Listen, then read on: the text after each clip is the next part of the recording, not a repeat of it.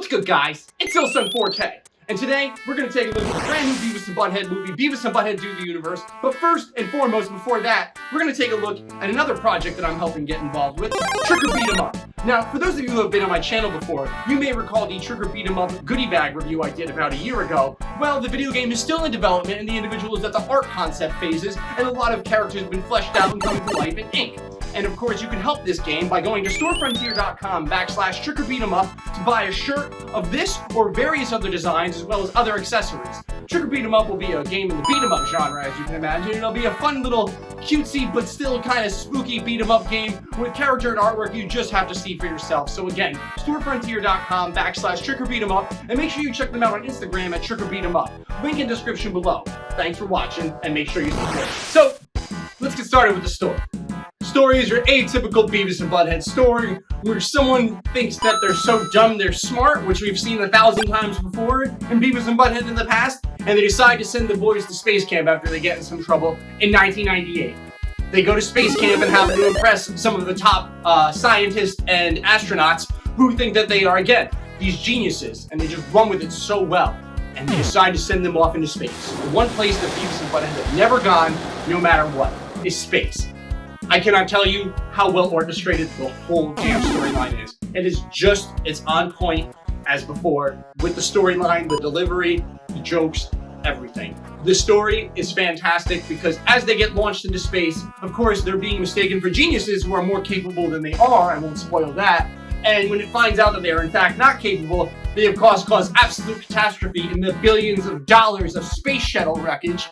And, well, long story short, they get booted out of the spaceship and sent into a black hole where they come back 25 years later, in 2022. That's right, the boys are transplanted from 98 to 2022, and it is the greatest explanation that could have ever existed on where the hell they were been and how they were going to pull this off.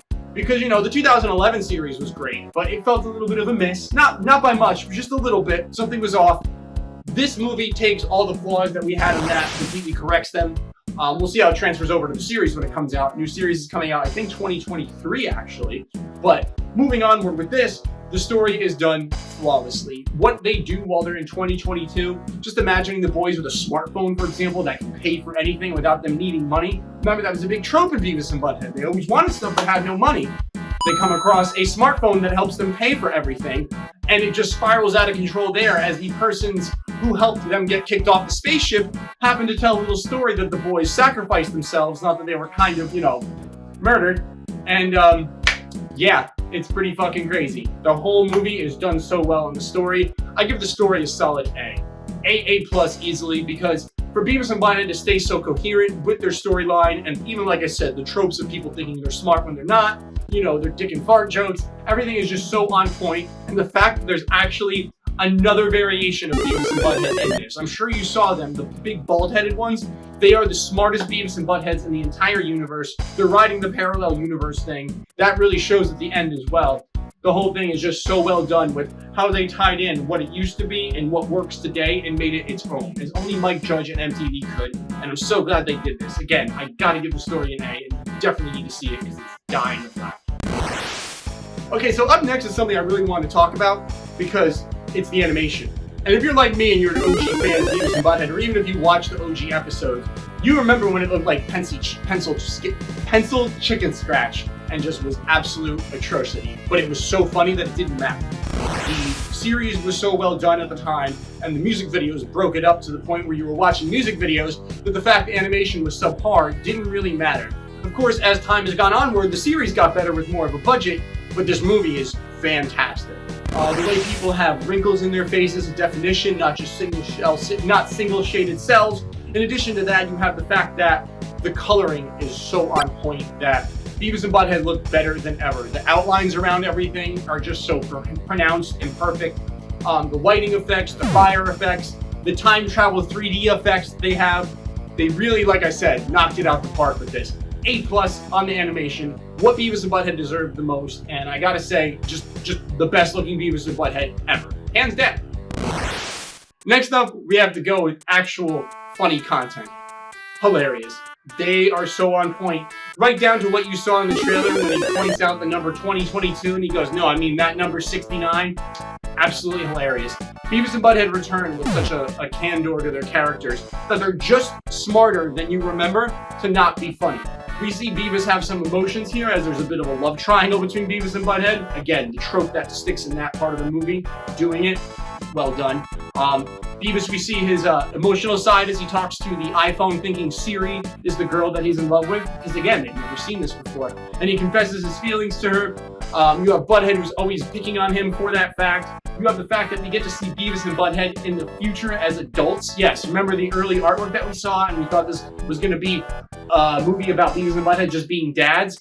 Thank God they didn't go with that. That would have been terrible. Because this was great. Just everything was so well executed in the humor, in the characters, in the dialogue. Everything is so well written. The normal serious characters when they run into Beavis and Butt-Head is just exactly what you remember with how dumb they really are and being unaware of the clear and present danger that they're actually in at the moment with the individuals that are just laughing at. I gotta say, it's all just so perfectly well done, and I can't wait to see what the series brings because it's gonna be awesome. Now, here's something that a lot of people are gonna wonder: how does it really hold up when you take away the fact it's a Beavis and Butt-Head movie? If you take away the fact it's a Beavis and Butt-Head movie and you put, say, Harold and Kumar in this and it was a live-action film, would it work? Absolutely.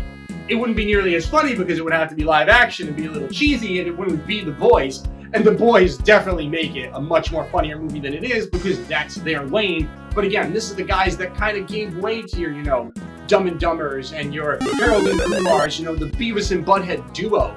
Is just something that's always been, and while they've evolved it and made it more humanized because Beavis and Butt-Head was a half-hour show versus an hour-and-a-half long movie like Harold and Kumar, the concept has always worked and always will work because the Boys solidified it, much like the Cheech and Chong before them solidified it for them. They absolutely carry the torch to the new generation with their new humor, mixing with the old humor, and we begin to realize how undangerous Beavis and Butt-Head really were back in the day if we were there for the hysteria. I was 7 years old watching Beavis and Butt-Head. My mom said, yeah, this is a little inappropriate, but I'm fairly sure you know wrong from right, and you could dictate what you can and can't enjoy. And she was right, because I knew there was no way I could blow my finger off trying to catch a cricket. This day and age, Beavis and Butt-Head are very tame, but absolutely hilarious. Even more funnier than before. Just the fact that you think the movie might just rely on dick and fart jokes, and it uses so much more than that, is so impressive. The situation the boys get themselves into just off their own stupidity will always be what made this show the best. As Mike Judge said on the closing statement when Beavis and Butt-Head aired its final episode in 1998, I'd like to thank all the people who worked so hard to make Beavis and Butt-Head look so stupid, because in reality, it's a show about nothing. In the movie, while it's not a movie about nothing, I guess you could say it kind of is, because at the end of the day, as always with Beavis and Butt-Head, things go back like nothing ever happened. And that's the magic of Beavis and Butt-Head.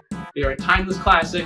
They are not relics. They are timeless classics. A relic is something that does not hold up to today. Beavis and Butt-Head are classics because they will be forever awesome. That's it, guys. IlSun4K. Make sure you like and subscribe to the channel. Make sure you check me out on twitch.tv/IlSun4K. And again, check out storefrontier.com/TrickerBeatEmUp to check out the upcoming beat 'em up game from my friend Tricker Beat 'em Up. Take care, guys. IlSun4K.